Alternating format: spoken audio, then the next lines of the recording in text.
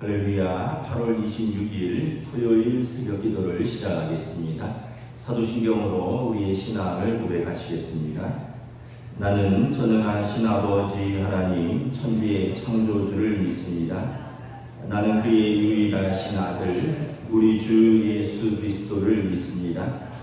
그는 성령으로 잉태되어 동정녀 마리아에게서 나시고 본디오 빌라도에게 고난을 받아 십자가에 못 박혀 죽으시고 장사된 지 사흘 만에 죽은 자 가운데서 다시 살아나셨으며 하늘에 오르시어 전능하신 아버지 하나님 우편에 앉아 계시다가 거기로부터 살아있는 자와 죽은 자를 심판하러 오십니다.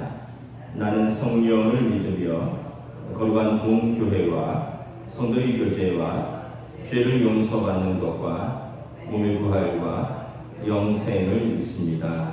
아멘. 찬송가 413장 찬양하시겠습니다.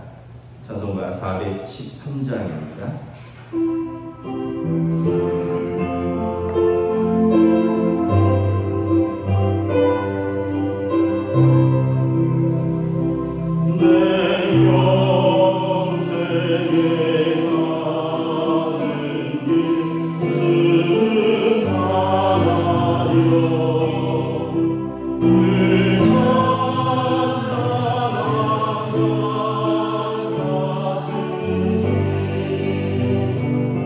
그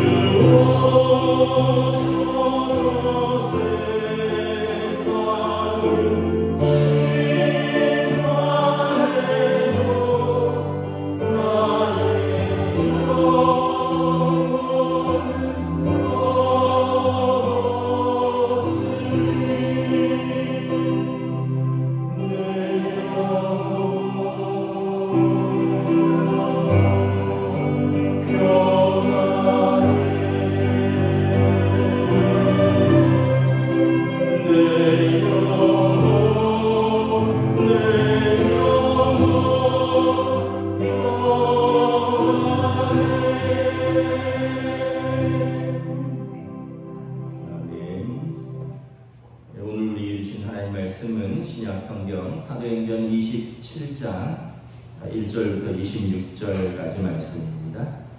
사도행전 27장 1절부터 26절입니다. 신약성경 234페이지입니다.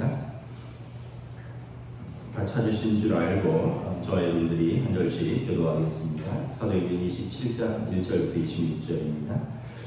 우리가 배를 타고 이달리아에 가기로 작정되매 바울과 다른 죄수 몇 사람을 아구스도대의 백부장 율리오란 사람에게 맡기니 아시아 해변 각처로 가려 하는 아드라무테노 배에 우리가 올라 항해할세 마게도니아의 데살로니가 사람 아리스타고도 함께하니라.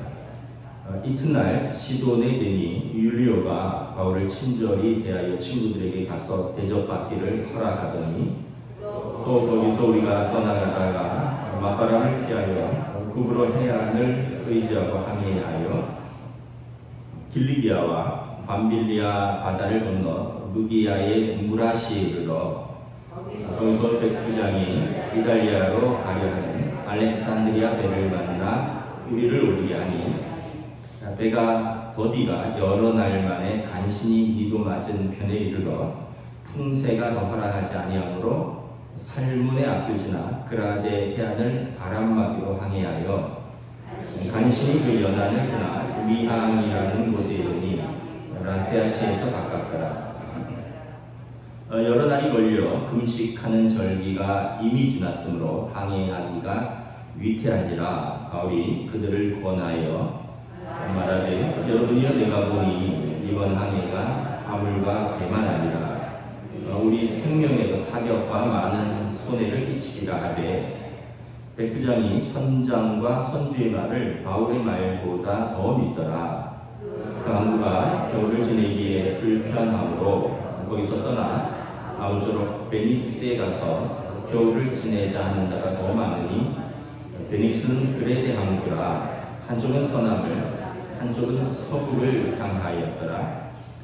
남풍이 순하게 불매 그들의 뜻을 이룬 줄 알고 닻을 감아 그레데 해변을 뛰고 항해하더니 얼마 안 되어 섬 가운데로부터 유라블로라는 광풍이 크게 일어나니 배가 밀려 바람을 맞추어 갈 수 없어 가는 대로 두고 쫓겨가다가 가우다라는 작은 섬 아래로 지나 간신히 고루를 잡아 끌어올리고 줄을 가지고 선체를 둘러 감고 스르디스에 걸릴까 두려워하여 연장을 내리고 그냥 쫓겨가더니 우리가 풍랑으로 심리에 쓰다가 이튿날 사공들이 짐을 바다에 풀어버리고 사흘째 되는 날에 배의 기구를 그들의 손으로 내버리니라. 여러 날 동안 해도 별도 보이지 아니하고 큰 풍랑이 그대로 있음에 구원의 영광마저 없어졌더라. 여러 사람이 오래 먹지 못하였음에 바울이 가운데 서서 말하되 여러분이 내 말을 듣고 그에 대해서 떠나지 아니하여 이 타격과 손상을 면하였더라면 좋을 뻔하였느니라. 내가 너희를 권하노니 이제는 안심하라. 너희 중 아무도 생명에는 아무런 손상이 없겠고 오직 배뿐이리라. 내가 속한 바 내가 섬기는 하나님의 사자가 어젯밤에 내 곁에 서서 말하되 바울아 두려워하지 말라. 내가 가이사 앞에 서야 하겠고 또 하나님께서 너와 함께 항해하는 자를 다 내게 주셨다 하였으니 그러므로 여러분이여 안심하라. 나는 내게 말씀하신 그대로 되리라고 하나님을 믿노라. 그러니 우리가 반드시 한 섬에 걸리리라 하더라. 아멘. 할렐루야. 토요 새벽 기도에 나오신 우리 성도들을 주님의 이름으로 환영하고 축복합니다. 우리 서로 한번 인사하겠습니다. 한 주간 평안하셨습니까? 이제 아침 저녁으로 조금 시원한 바람이 부는 것 같습니다. 그렇게 뜨거운 여름도 또 시간이 가면 또 계절이 바뀌는 것을 알 수 있죠. 우리가 새벽에 사도행전 말씀을 보고 있는데 바울의 1차, 2차, 3차 전도여행을 마치고 예루살렘으로 갔다가 거기에서 바울이 유대인들에게 이제 체포됩니다. 율법을 회방하고 성전을 모독했다라는 혐의입니다. 어떻게 보면 메시아라고 주장한 것만 빼고 예수님하고 제목이 똑같습니다. 여러 번의 재판을 거쳐서 천부장 율리오에게 재판을 받았고요. 유대인의 법정인 산헤드린 공회에서 재판을 받았고, 그래서 바울이 로마 시민권자라 해서 가이사라 빌립보로 호송되어서 거기서 로마 총독 벨릭스에게 2년 동안 재판받다가 또 새로운 총독 베스도에게 재판을 받았고, 그리고 유대왕 헤롯 아그리파 2세에게 재판을 받았는데 한결같은 결론이 뭐냐면 이 사람은 죄가 없다. 단지 유대인들의 어떤 종교와 문화에 관한 것이다.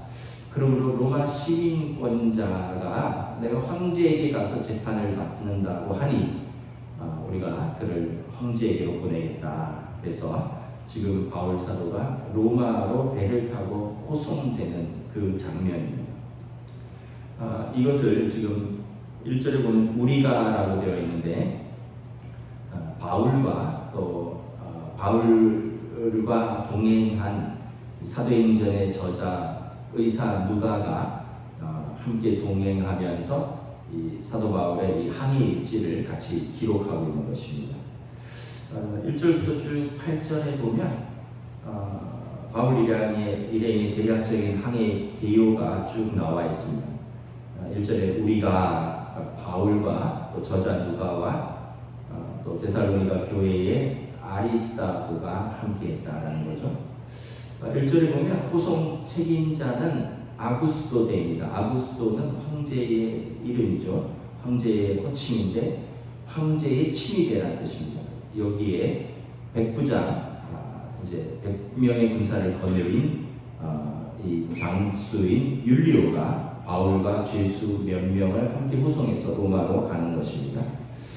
최종 목적지는 1절에 보면 이탈리아 반도, 그러니까 지금 이탈리아입니다. 제국의 수도 로마로 가는 것입니다.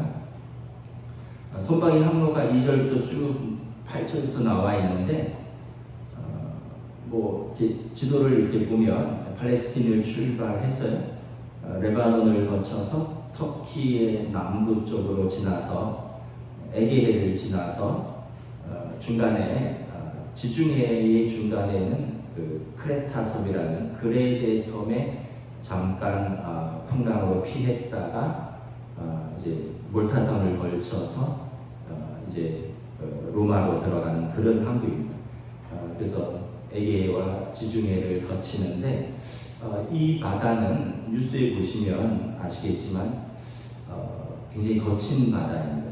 가끔 아프리카에서 난민들이 스페인이나 이탈리아 쪽으로 배를 타고 난민들이 오는데 이 때를 잘못 만나면 이 바다에서 큰 풍랑을 만나고 또 작은 배에 난민들이 가득 타고 있다 보니까 종종 좌초되어서 많이 사고가 나는 위험한 바다입니다.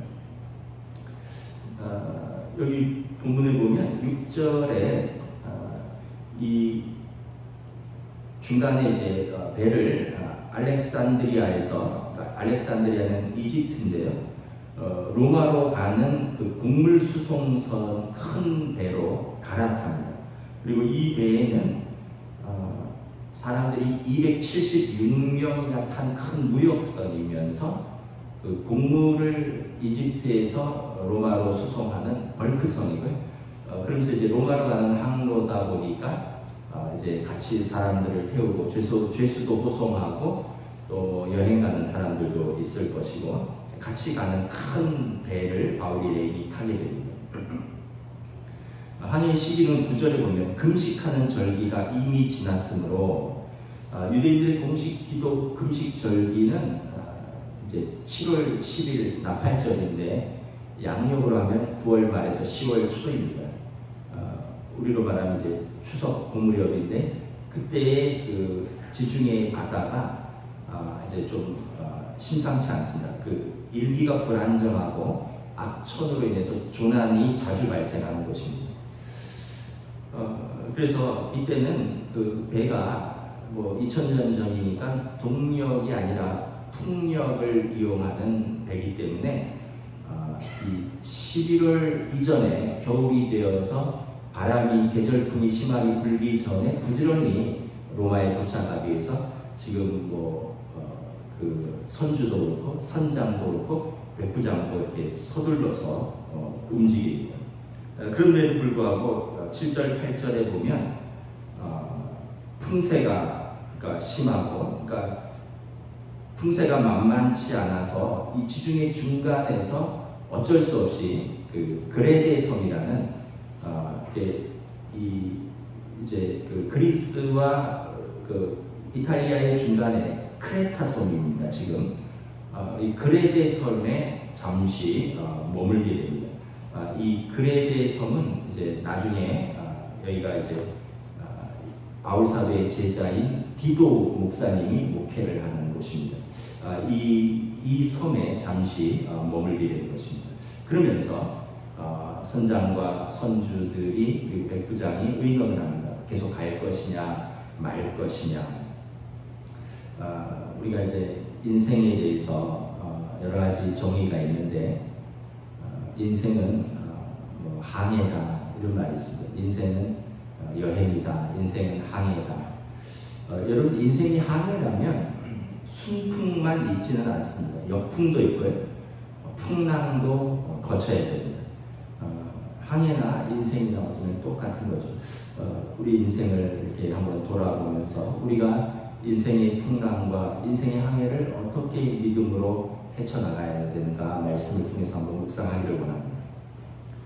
9절부터 10절에 보면 12절에 보면 이 그레데의 미항이라는 아름다운 항구란 뜻이죠. 조그만 항구에서 앞으로 어떻게 목적지인 로마까지 항해할 것인지 백부장이 주관하는 회의가 개최됩니다. 이 백부장이 아마 로마 군대의 장교고 죄수들을 호송하고 군인들을 같이 있기 때문에 선장도 있고 선주도 있는데 백부장도 꽤 이제 주장을 하는 것 같습니다. 여기 보면 이제 사람들의 생각과 경험을 의지하는 인생들을 보여줍니다. 9절부터 10절에 보면 바울 사도는 20년간 선교 여행을 다녔습니다. 여러 선교 여행을 다니면서 또 바울 사도는 기도하는 사람이었죠. 9절 10절에 보면 시기상으로 이때는 바다가 위태로워지는 10월이라는 것입니다. 그리고 바울 사도가 20년의 선교 여행과 그리고 또 바울 사도가 로마로 가야 되리라 기도하면서 이번 항해가 많은 생명과 재물에 타격이 예상이 된다. 그러므로 이 미항에서 과동을 하자. 그레데에서 과동을 하자는 거죠. 겨울을 나자는 것입니다. 그런데 11절 12절에 보면 선장과 선주들이 이곳에서 겨울을 나는 일정이 원래 없었다는 거죠. 그리고 이것은 좁고 불편하다는 것입니다.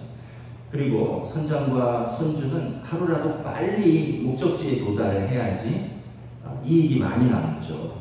여러분 국물을 싣고 이집트 알렉산드리아에서 이제 로마로 가는데 여기서 겨울을 나버리면 그 어떤 곡식의 부패도 있을 것이고 또 그 많은 사람들이 또 여기서 먹고 자야 되고 또 이러면서 시간과 비용이 많이 되니까 지체할 수가 없다라는 거죠. 그래서 움직이자라고 말합니다. 우리 예전에 영화의 타이타닉호 한번 보셨죠? 그러면은 그 대서양을 가로지르는데 이제 빨리 가야 된다. 또 기록을 세워야 된다. 우리 배는 완전하다. 뭐 이러면서 여러 가지 신호들을 무시하고 가다가 이제 좌초된 그런 것처럼 오늘 선박과 선주는 빨리 가야 된다라고 이야기를 하고 바울은 지금은 바다가 위태로워지는 이 시기에 지중해를 건너는 것은 좀 위험하니까 그레데에서 가동하자. 백부장 율리오는 11절에 보면 바울보다 선장과 선주의 말을 더 믿고 그리고 항해하기로 결정을 합니다. 이게 이제 우리가 생각하는 일반적인 결정입니다. 선장과 선주는 경험이 많은 사람들이고요. 또 또 이런 경험이 많은 사람들의 생각과 판단을 존중하는 것도 나쁜 것은 아닌데 중요한 것은 그 배에는 하나님의 사람이 타고 있었다는 거예요. 기도하는 사람이 타고 있었다는 거예요.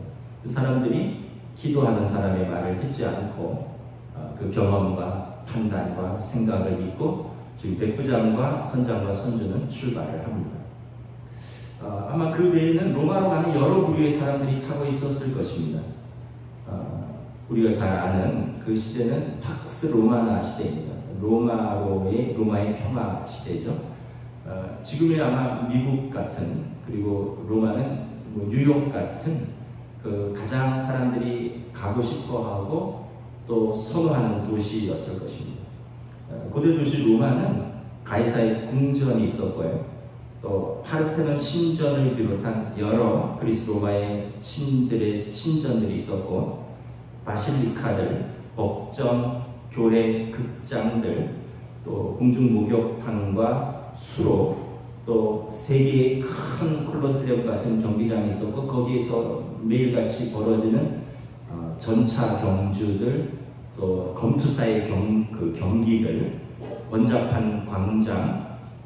로마는 고대 세계에서 정치적으로, 문화적으로, 종교적으로, 상업적으로 가장 중추 도시였고, 이 로마에 많은 사람들이 가고 있었습니다. 이 배에도 각자의 꿈을 안고 로마로 가고 있었습니다.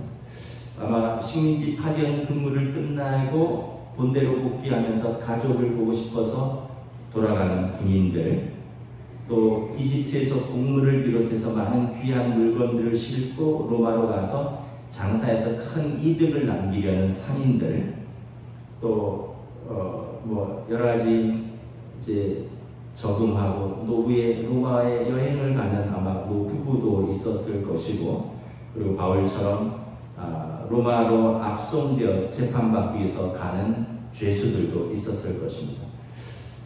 우리가 타이타닉호에 보면 다양한 사람들이 탔잖아요.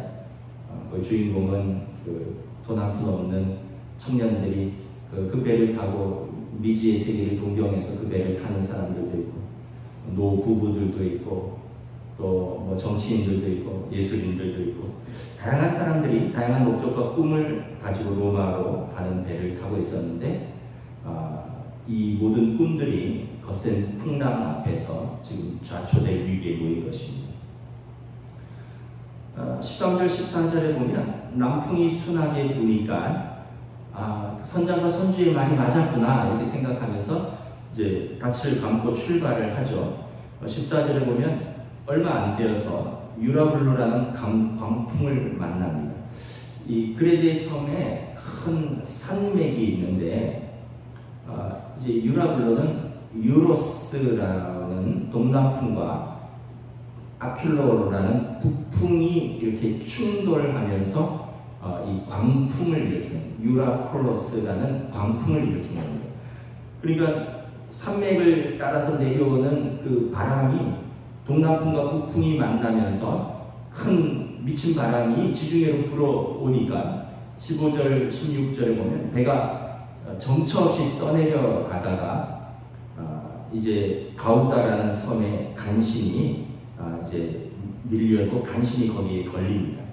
거기서 이제 사람들이 17절에 보면 화물을 고정하죠. 배에 화물을 감아서 고정을 합니다. 왜냐하면 세월호처럼 배가 바람이 많이 불고 이제 방향을 틀어야 되는데, 이렇게 변침이라고 하잖아요. 배가 이렇게 방향을 틀고 있는데 화물이 고정되어 있지 않으면 배가 쏠려서 침몰하니까 화물들을 고정을 합니다. 또 이 스르드스라는 모래톱이 아마 그 지역에 있었던 것 같아요. 그러니까 리비아 연안에 있는 모래톱들이 있는데, 이 모래톱에 걸리면 배가 좌초하니까 아마 선장과 선주는 그 경험들이 있으니까 이 모래톱에 걸리지 않으려고 조심조심하면서 막 두려워하면서 바람에 밀려서 막 쫓겨가는 형국입니다. 18절에 보면 풍랑이 이틀을 씨름하다가 선장도 뱃사공들도 다 뻗을 수가 없어서 배를 다 짐을 바다에 버립니다.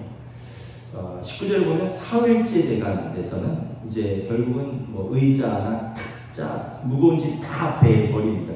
바다에 버립니다. 왜냐하면 이제 그 배가 무거우면 배의 복원력이 떨어지니까 풍랑 속에서 배를 가볍게 해서 어쨌든 살아남으려고 모든 짐들을 다 내다 버립니다. 그러니까 엄청난 손해를 보는 거죠. 그럼에도 불구하고 20절에 보면 여러 해 동안 아마 큰 기상 가운데 해도 별도 보이지 않고요. 풍랑은 그대로 있고 뱃사람들의 구원의 소망을 다 잃었다는 것입니다.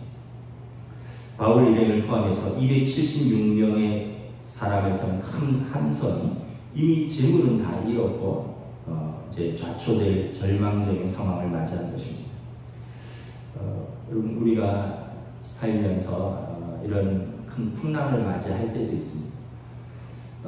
사람을 의지하고 또 우리의 경험과 우리의 생각들이 다 있지만 이걸 넘어서는 큰 풍랑이 있고 결국 이것이 우리를 구원하지 못할 때가 있습니다. 모든 사람이 소망을 잃은 절망적인 상황에서 오늘 본문에 보면 죄수 바울이 나섭니다. 우리 21절부터 26절 우리 함께 교도하도록 하겠습니다. 21절 26절입니다. 여러 사람이 오래 먹지 못하였음에 바울이 가운데 서서 말하되 여러분이여 내 말을 듣고 글에 대해서 떠나지 아니하여 이 타격과 손상을 면하였더라면 좋을 뻔하였나이다. 내가 너희를 권하노니 이제는 안심하라. 너희 중 아무도 생명에는 아무런 손상이 없겠고 오직 백분이니라. 내가 속한 바고 내가 섬기는 하나님의 사자가 어젯밤에 내 곁에 서서 말하되 바울아 두려워하지 말라. 내가 가이사 앞에 서야겠고 또 하나님께서 너와 함께 항해하는 자를 다 내게 주셨다 하였으니 그러므로 여러분이 안심하라. 나는 내게 말씀하신 그대로 되리라고 하나님을 믿노라. 그러니 우리가 반드시 한 섬에 걸리리라 하더라. 여러분 이 본문은 기도하는 바울이 얼마나 정신적으로 영적으로 강한지를 보여주는 대목입니다. 지금 죄수인 바울은 아마도 이제 쭉 27장 후에도 보면 알겠지만 죄수들을 잃어버릴까봐 죄수들을 포박하여 두었을 것입니다. 그리고 뭐 짐들도 다 버리는 그런 풍랑 속에서 쇠사슬에 손과 발이 묶인 채 풍랑에 이리저리 내동댕이 쳐지는 그런 신세였을 것입니다. 그럼 배멀미 해보신 분 아실 거예요. 저 어렸을 때 바닷가에 살았기 때문에 배멀미 배도 많이 타고 배멀미를 하는데 배멀미를 하면 정말 힘듭니다. 배가 이렇게 좌우로도 흔들릴 때가 있고 파도를 맞으면 이렇게 앞뒤로도 이렇게 흔들릴 때 있는데 진짜 정신을 차릴 수가 없어요. 울렁울렁거리고 배멀미는 적응이 안 된다 그러더라고요. 지금 이 풍랑 속에서 지금 다들 그냥 이제 소망도 없어졌고 얼마나 힘든 상황 속에서 이때 죄수 바울이 나서는 거죠. 여러분 이것이 지도자입니다. 좋은 상황에서는 누구나 나설 수 있습니다. 그런데 진짜 어려운 상황에서 나서는 사람이 지도자입니다. 바울이 오늘 이렇게 말합니다. 여러분 내 말대로 글에 대해서 가동하였으면 좋을 뻔하였는데 그런데 이미 이렇게 일이 벌어졌으니 어찌하겠느냐. 22절에 이렇게 말합니다. 그러나 여러분 안심하십시오. 배가 손상될 뿐 아무도 생명을 잃지는 않을 것입니다. 여러분 중요한 것은 무엇입니까? 재물보다 생명이 더 중요하다는 것입니다. 많은 사람들이 어떤 상황 속에서 재물을 잃고 낙심합니다. 물론 재물을 잃으면 낙심할 상황이죠. 그런데 재물을 잃고 생명도 버리는 사람들이 있어요. 재물을 잃고 살아갈 소망을 잃고 그러면서 삶이 다 무너집니다. 근데 바울은 이야기를 하죠. 재물은 잃을 수 있다. 그러나 재물보다 생명이 더 중요하다. 우리는 살 수 있다는 것입니다. 물건을 잃어버렸다든지 배가 깨졌다든지 하는 것은 아깝지만 어쩔 수 없지 않느냐. 더 중요한 것은 뭐냐면 생명이라는 거죠. 여러분 사업을 하다가 부도 날 수도 있고요. 파산할 수도 있습니다. 잘 다니던 직장에서 명예퇴직을 할 수도 있습니다. 근데 가장 중요한 것은 생명입니다. 사람들에게, 낙심한 사람들에게 그래도 살아야 된다고, 재물보다 생명이 더 중요하다라고 말을 하는 사람이 영적인 사람입니다. 지금 바울이 말하는 거죠. 배는 부서지고 재산도 잃을 것입니다. 그러나 생명은 걱정하지 마십시오. 생명은 하나님이 지켜주실 것입니다. 한 사람도 죽지 않을 것입니다. 여러분 살아야지 다시 일도 하고, 살아야지 다시 꿈도 꾸고, 살아야지 다시 여러분 회복도 하고, 살아야지 소명을 감당할 수 있는 거잖아요. 사람들이 그냥 어떤 재물을 이루면 꿈도 소망도 또는 생명도 다 포기한다는 거죠. 진짜 중요한 것이 무엇인지 바울이 이 어려울 때 이야기하는 거죠. 23절부터 24절에 보면 인간의 생명은 하나님이 주신 것이고 우리는 소명을 감당하는 삶인데 우리에게 남은 소명이 있으니 우리는 죽지 않을 것입니다. 여러분 우리가 인생은 항해라고 했잖아요. 풍랑도 만날 것입니다. 순풍도 맞겠지만 역풍도 맞을 것입니다. 손해도 볼 때도 있고요. 또 우리 계획과 판단이 어그러져서 큰 난관에 처할 수도 있습니다. 그런데도 중요한 것은 하나님께서 우리 생명을 붙들고 있다는 것이죠. 절망하지 않는 것입니다. 하나님의 뜻이 무엇인가를 바라보면서 우리에게 생명을 주셨고 우리에게 소명을 주신 분이 하나님이라면 우리가 지금 생명이 있다면 우리가 그 소명을 감당하기 위해서 하나님께서 우리를 어떻게 지키실까를 바라보고 그것을 믿고 기대하면서 하나님 앞에 나아가는 것입니다. 여러분 어려울 때 나서는 것이 지도자이지만 지도자의 언어가 중요합니다. 22절에도 보면 여러분이여 안심하라. 25절에도 보면 여러분이여 안심하라. 제가 제일 싫어하는 말 중에 하나가 큰일 났어요. 이 말을 제일 싫어합니다. 왜냐하면 듣는 사람이 너무 크게 낙심하거든요. 여러분 그런 말을 우리가 지도자라면 조심해서 해야 됩니다. 여러분 아이들은 그럴 수 있어요. 엄마 큰일 났어요. 아빠 큰일 났어요. 근데 아빠 엄마는 아이들한테 그렇게 얘기하면 안 돼요. 아이들이 큰일 났다 해도 그냥 들어보자. 뭔데? 아 괜찮아 괜찮아. 아빠 엄마가 다 지나온 거야. 괜찮아. 위로해줘야지. 아빠 엄마가 애들 앞에서 큰일 났다고, 우리 집은 큰일 났다고, 지금 뭐 아빠 큰일 났다고, 엄마 큰일 났다고, 우리 애들 큰일 났다고 이러면 여러분 누가 그 집안을 수습하겠습니까? 여러분 교회도 마찬가지입니다. 교회도 뭐 청년들이나 초신자들은 그럴 수 있어요. 큰일 났다고. 근데 여러분 당회라든지 그래도 수십 년 기도하신 권사님들, 장로님들 그럴 수 있다고, 어려울 수 있다고. 그런데 하나님의 교회는 하나님이 지키신다고 우리가 기도하면서 풀어나가자고, 기도하면서 이겨나가자고 해야지. 같이 막 여러분 만약에 제가 우리 큰일 났습니다. 설교할 때마다 제가 큰일 났습니다 이러고 강요할 때마다 제가 큰일 났습니다 이러면 여러분 불안해서 교회 다닐 수 있겠어요? 진짜 큰일이 나도 아까 얘기했듯이 집안에 아버지 어머니가 딱 버티고 서서 어렵지만 괜찮다 한 거죠. 그럼 기도하는 권사님들이 괜찮다. 우리가 산전수전 다 겪고 지금까지 신앙생활 했는데 우리가 기도할게. 젊은이들 또 믿음이 연약한 초신자들 위로하고 격려하고 믿음의 말을 해야죠. 담회가 목사가 우리 권사님들이 그렇게 이야기해요. 같이 그냥 큰일 났다고 이러면 도대체 누구를 의지하고 누구를 우리가 지도자로 바라보는 것입니다. 바울이 어떻게 일개 죄수인데 여기에 백부장도 있고요. 여기 선장도 있고 선주도 있고 책임지는 사람들이 많은데 이 사람들은 지금 다 혼비백산했는데 어떻게 어떤 근거에서 바울이 이렇게 말을 할 수 있을까? 그가 기도하기 때문에, 그가 진짜 영적인 리더이기 때문에 그런 것입니다. 바울이 말합니다. 내가 기도했는데 하나님의 사자가 내게 나타나서 내게 말했다. 걱정하지 말아라. 두려워하지 말아라. 너가 반드시 가이사 앞에 서야 할 것이다. 너가 로마에 가서 황제 앞에 서야 할 것이고 로마에 가서 복음을 전해야 할 것이다.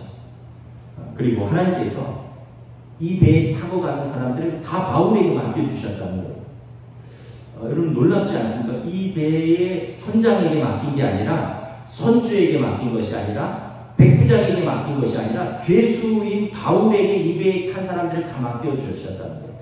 여러분 어떤 사람에게 하나님이 맡기십니까? 기도하는 사람에게 맡기는 거죠. 뭐 세상에 영향력이 있고 또는 세상에 부가 있고 또는 나이 많고 그런 사람에게 맡기는 게 아니라 그 공동체를 위해서 기도하는 영적인 사람에게 그 사람들을 맡겨주신다는 것입니다. 그래서 여러분 우리 부모님들이 이 가정의 영적인 리더로서 기도해야 되는 책임이 있고요. 믿음의 말을 해야 되는 그 책임이 거기에 있는 것입니다. 옛날에 가나안 농군학교 설립자인 김용기 장로님이 그 기도불 앞에 그렇게 써놓으셨다 그랬잖아요. 결의에 안심하라. 내가 기도한다. 여러분 우리 부모님들이 그런 믿음의 선포를 하시기를 축복합니다. 아이들에게 안심해라. 아빠 엄마가 기도한다. 아빠 엄마가 너희들을 위해서 기도한다. 지금 여러분 백부장이 배의 지도자가 아닙니다. 배의 호송 책임자이지만 그는 지도자가 아닙니다. 선장, 오랫동안 항해를 한 그 배를 운전대를 잡은 사람이지만 그 사람이 지금 배의 지도자가 아닙니다. 선주, 그 배의 소유주지만 선주가 배의 지도자가 아닙니다. 지금 배의 지도자는 백부장도 선장도 선주도 아닌 일개 죄수지만 기도하는 하나님의 사람이 이 배의 지도자이고 그리고 이 사람들이 지금 바울에게 달려있다라고 하나님이 말씀하셨다는 것입니다. 여러분 우리가 인생을 살다 보면 왜 어려운 일이 없겠습니까? 힘든 일도 있죠. 다 지나가는 것입니다. 직장에서 갑자기 명예퇴직할 수도 있고요. 사업이 부도날 수도 있습니다. 또 젊은 청년들이라면 대학에 실패할 수도 있고요. 또 사랑에 실패할 수도 있어요. 근데 다 지나가는 것입니다. 제가 아는 어떤 한 청년은 학생 때 정말 부모로 속을 새겼어요. 학교도 안 다니고 자퇴하고. 근데 세월이 흘러서 지금은 대학 잘 다니고 있어요. 그때는 아이고 제가 커서 뭐가 되겠나 했는데 또 어느 대학 잘 다니고 있어요. 사람은 다 자기의 길들이 있는 것 같아요. 자기의 시간들이 있고 오바마 대통령은 50의 대통령이 되고 또 바이든은 80이 다 돼서 대통령이 되고 어떤 사람은 50에 될 수도 있고 어떤 사람은 70에 될 수도 있고 어떤 사람은 80에 될 수도 있고 각자 그냥 그 길이 있는 것이고 그 시기가 있는 것이고 우리가 그것을 딱 정형화해서 지금은 여기에 맞아야 되고 지금 여기에 하지 않으면 실패하는 것이다 라고 단정할 수 없습니다. 우리 인생은 하나님께 달려있는 것이고 하나님께서 인도하시는 것입니다. 실패할 수 있죠. 직장에서 잘릴 수도 있고 또 사업이 실패할 수도 있고 좀 어려워지겠죠. 그러나 여러분 소망을 잃지는 마셔야 됩니다. 소명을 포기해서는 안 되는 거죠. 생명을 붙들어야 되는 것입니다. 사랑에 실패할 수도 있죠. 그런데 여러분 다 지나고 보면 또 이렇게 사랑하는 가족을 이루고 또 이렇게 아름다운 또 삶을 살고 있지 않습니까? 우리가 한 시기에 실패도 할 수 있고요. 넘어질 수도 있습니다. 분명히 낙심할 만한 상황이고 당황스러운 상황이지만 여러분 우리가 누구인가? 하나님께서 우리에게 생명을 주셨고 하나님께서 그 생명을 주신 우리에게 소명을 주셨다는 거죠. 견디고 또 기도하면서 믿음으로 담대하게 일어서는 것입니다. 이게 오늘 부분의 교훈입니다. 우리 인생은 항해와 같습니다. 순풍을 돋달고 잘 나갈 때가 있는 것 같지만 또는 역풍과 예기치 못한 광풍에 두려움에 이리저리 쫓길 때도 있습니다. 해와 달이 보이지 않고 소망을 잃을 때도 있습니다. 그럼에도 불구하고 여러분, 우리의 생명은 하나님께 있다. 재물의 손상보다 더 중요한 것은 생명이다. 그리고 어떠한 상황에서도 하나님께 기도하며 그 언약을 신뢰하고 언약을 붙들고 믿음 위에 굳건하게 서는 여러분, 하나님께서 심지가 견고한 자를 평강의 평강으로 지키신다라고 말씀을 하셨습니다. 하나님 앞에서 그 믿음의 심지를 굳게 하시고 또 사람들 앞에서 또 여러분들이 지도자라면 여러분들의 가정에서 여러분들의 일터에서 또 우리 교회에서 우리가 심지를 굳게 하시고 그럴 때 하나님께서 우리를 평강의 평강으로 인도하실 것입니다. 우리 인생은 누구나 다 감당해야 될 사명이 있고요. 그 사명을 감당하기까지 하나님께서 인도하시고 지켜주십니다. 부모는 아이를 키우는 사명이 있고요. 가장은 식구들을 부양하는 사명이 있고요. 또 모든 이들은 내게 주신 은사를 사용하여 일을 하고 자기를 개발하고 그리고 사회를 발전시키고 섬기는 사명이 있습니다. 예술가는 내 분야에서 사람들에게 아름다운 감동과 영감을 주는 사명이 있습니다. 그리고 교회는 이 땅에서 소망을 잃고 죽어가는 영혼들에게 하나님의 말씀을 선포하고 예수 그리스도가 우리의 구주 되신다는 이 구원의 방주로서의 소망을 선포하는 사명이 있는 것입니다. 여러분, 안심하십시오. 우리가 이 땅에서 하나님께서 내게 주신 소명을 감당하기까지 그 누구도 우리의 생명을 해하지 못할 것입니다. 하나님께서 당신의 백성을 돌보시겠다고 약속하셨습니다. 오늘 말씀처럼 나는 내게 말씀하신 그대로 되리라고 하신 하나님을 믿노라. 바울사도의 고백이 오늘 저와 여러분들의 고백이 되시기를 우리 주님의 이름으로 축복합니다. 아멘. 기도하겠습니다. 여러분, 우리 함께 기도하면서 지금 나는 어떠한 상황 속에 있는가, 내가 헤쳐나가야 할 풍랑은 무엇이고 또 우리 인생의 항해 속에서 오늘 야고보서 말씀에 즐거운 일이 있으면 기뻐하고 감사하고 찬양할 것이요 고난 중에 있으면 기도하라 말씀하셨습니다. 오늘 이 풍랑 속에서 바울 사도는 기도하고 그리고 입에 있는 이들에게 선포하고 여러분 안심하십시오. 하나님 우리와 함께 하십니다. 재산은 손해를 볼지언정 생명은 하나님께서 우리를 지켜주실 것입니다. 오늘 우리가 다시 한번 우리의 삶을, 우리의 소명을, 또 우리의 믿음을 하나님 앞에서 오늘 고백하는 시간을 갖도록 하겠습니다. 하나님을 감사합니다. 우리 인생이라는 은혜를 가보시나요? 우리가 계획한 항로로 가야 그런 순풍에 내가 항해할 것이고 그런 길을 잃고 그런 풍랑 가운데 우리가 계획하고 우리 가진 모든 것들이 무너지고 어찌할 나를 알지 못하고 소망을 잃고 있습니다. 그때 우리가 어떠한 자세로 우리가 하나님을 바라보고 있습니다. 어떤 말을 할 것인가, 어떤 선택을 할 것인가, 누구를 바라볼 것인가, 하나님께서 하나님의 백성을 지키시고 인도하시는 오늘 우리 삶 속에서 우리와 함께 하시는 하나님, 우리에게 은혜 주시는 하나님, 우리를 붙드시고 우리를 살게 주시는 담대하게 믿음으로 나아가 주시옵소서. 저의 공유를 해주시고 은혜를 부어주시옵소서.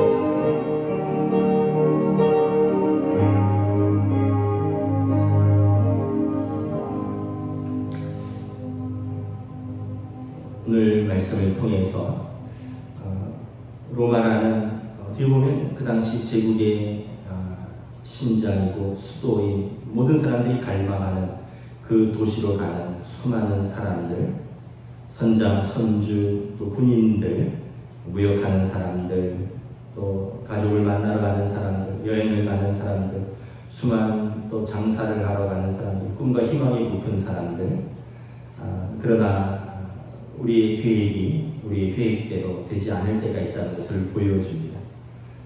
순풍에 바람을 탈 때도 있지만 역풍을 맞을 때도 있고 광풍을 만날 때도 있으며 우리가 계획했던 것들을 다 바다에 버릴 때도 있고 해와 달도 별도 보이지 않고 몇 날 며칠을 절망 중에 살 때도 있음을 우리는 고백합니다. 그러나 이 모든 상황 속에서 하나님의 사람이 일어서는 것을 바라봅니다. 그 난파선과 같은 그 배에서 모든 사람이 소망을 잃고 모든 재산의 손해를 입고 이제 사람들이 구원의 소망을 잃었을 때 죄수인 바울 사도가 일어나서 여러분 안심하십시오. 재물은 배는 우리가 손해를 입을지언정 생명은 잃지 않을 것입니다. 하나님께서 내게 말씀하셨습니다. 내가 로마에 가서 가이사의 법정에 설 것을 하나님 말씀하셨고 로마에 하나님의 말씀이 선포되어야 되리라 말씀하셨습니다. 그러므로 여러분 안심하십시오. 이 배에 있는 사람들을 다 내게 맡겨주셨으니 내게 되리라고 하신 그 하나님을 나는 믿습니다. 담대하게 선포하고 위로하고 모든 사람들에게 소망을 던지는 기도의 사람, 믿음의 사람 사도 바울을 바라봅니다.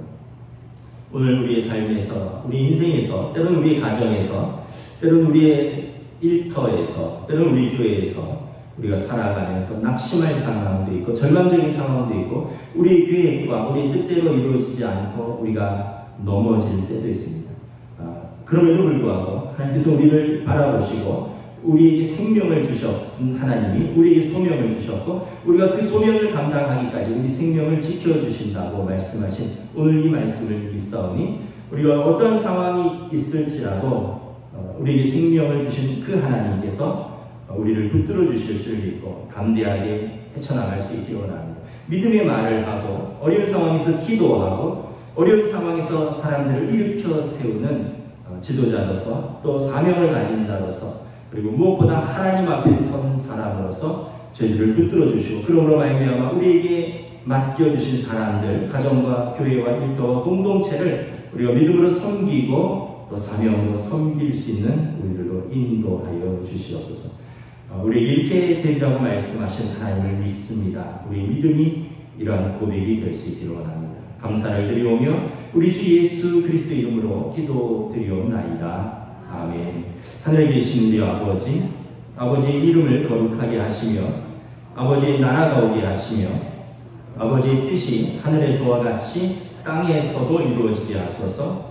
오늘 우리에게 용할 양식을 주시고 우리가 우리에게 잘못한 사람을 용서하여 준 것 같이 우리 죄를 용서하여 주시고 우리를 시험에 빠지지 않게 하시고 악에서 구하소서. 나라와 권능과 영광이 영원히 아버지의 것입니다. 아멘.